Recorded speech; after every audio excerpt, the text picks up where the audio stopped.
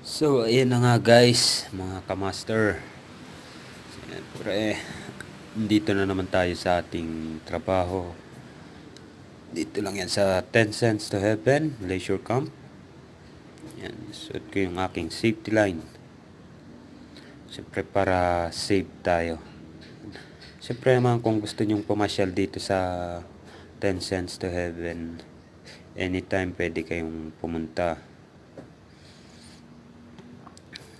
Kakabit ko na kay kuya yung kanyang gagamitin. Panoorin nyo lang guys. Yan. I-drop ko lang si kuya.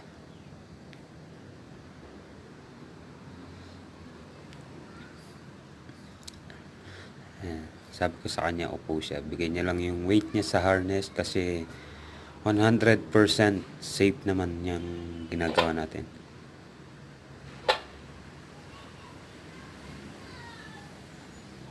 Yan. Wide lang yung legs.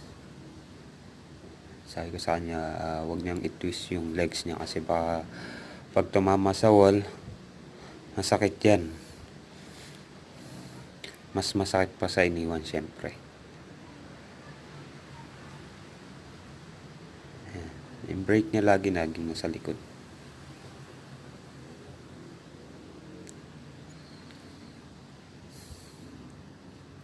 Pre-entrance fee dito 50 pesos.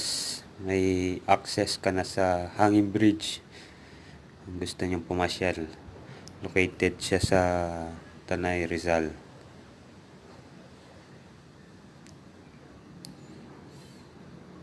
Medyo nahirapan pa siya dito ng konti kasi first time ni kuya.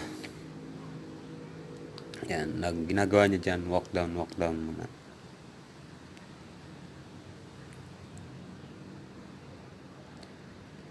Yan.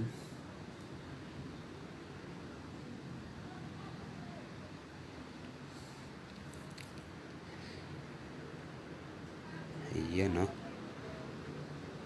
Ayun, nakajump na si kuya.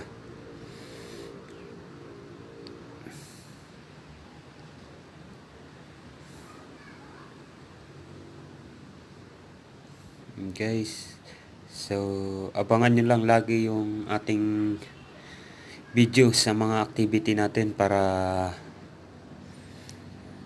lagi nyong makita.